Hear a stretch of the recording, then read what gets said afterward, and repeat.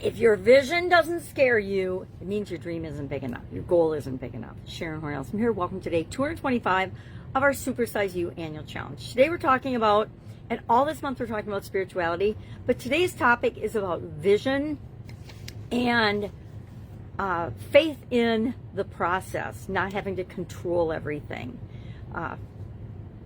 Vision, or our ability to see the future that we want to live, that we want to create in our lives, depends on a couple of things. It depends on us having the spiritual faith and the spiritual health to understand that we will create what we think about the most. And so we want to make sure that we're not having anxious thoughts. Anxious thoughts come from the need and the desire to control everything. Now, I'm a reformed control freak here. I used to think I had to do everything myself, control everything myself, make sure everything got done, check up, follow up on everything. And the truth is, all I did was stand in the way of my own business. I became the biggest bottleneck in trying to grow and scale and supersize my business. And I want to make sure you don't do that too. And that comes from inside of us, right? Our emotions all come from inside of us. I know we think they come from outside of us, but they absolutely don't. If we're feeling anxious, it's because something inside of us or something inside our brain we're telling ourselves is causing us to feel stressed out, burnt out, and anxious. How do I know that? Been there, done that way too many times too.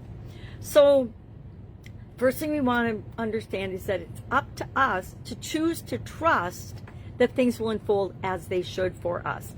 I believe now, and I didn't necessarily before when I was controlling everything or making an attempt to control everything, because the truth is none of us has the ability and the power to control probably the majority of things that happen around us. And we get to filter and choose what we are going to accept and aren't going to accept in our life. That's where our personal power and control comes into play. It's very important that we do that. I challenge you today to look back at what was at the time a super painful moment that led to something so much greater and so much better than you could have even ever imagined. Mine, the one I share most often, is my sudden cardiac arrest. I don't think there's anything like dropping dead to give you the massive wake-up call that you need in your life. But guess what? Millions of people have that happen to them, and they don't wake up. They don't change. I mean, they wake up, but they don't change their life, and then they have another event not too long after. That's true in the health event I had, and I swore when I woke up in the hospital, so grateful and thankful that I was not going to become one of those statistics. And so far I haven't. It's been 16 years now, which I think, knock wood, is pretty awesome. But I plan on being here at least another 20 or 30, right? How old am I? Boy, that'd be old. Maybe I can make it to 100. My grandma was 1 month shy of 100. Maybe our lineage is destined to live to be a century old. Some days I feel like I'm a century old. Not really. Every day above ground is an awesome day. So for our action item today, let's just keep it simple. I was going to share some stories, but I have so many stories, and I don't want you to get sick of hearing them, so I will save it for another day. But I challenge you to sit down and think about this for a minute. Where in your life are you not showing faith? And mostly it's faith in ourselves, right? Mostly when we lose faith, it's in ourselves. Oh, if we have a bad experience or we make a bad decision. Who doesn't make a bad decision? We all do at some time. It's what do we learn from that? As long as we take the lesson with us, there is no such thing as failure. There is no such thing as quitting, and there are no mistakes. They're just lessons that we learn that become the stepping stones to get us from where we are to where we want to be. So ponder on a painful experience. I have a whole lot of those too, right?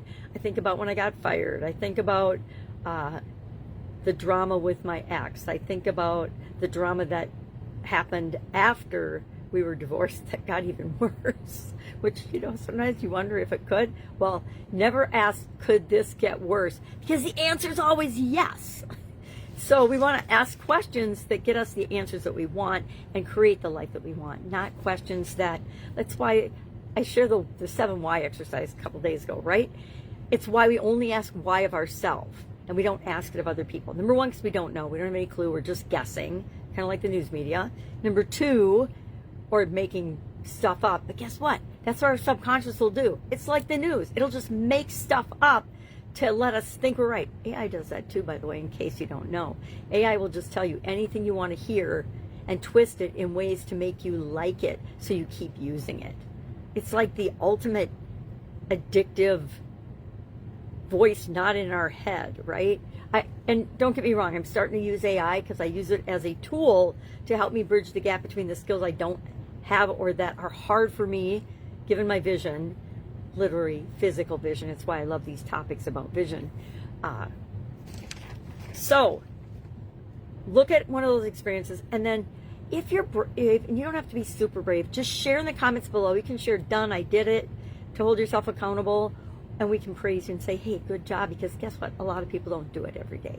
And if you want to share a lesson learned or what good thing came out of that experience, I think that would be super powerful to help one another along in our journey here called life. All right, any questions? Reach out and ask. Otherwise, have an awesome day, and I will, of course, be with you tomorrow.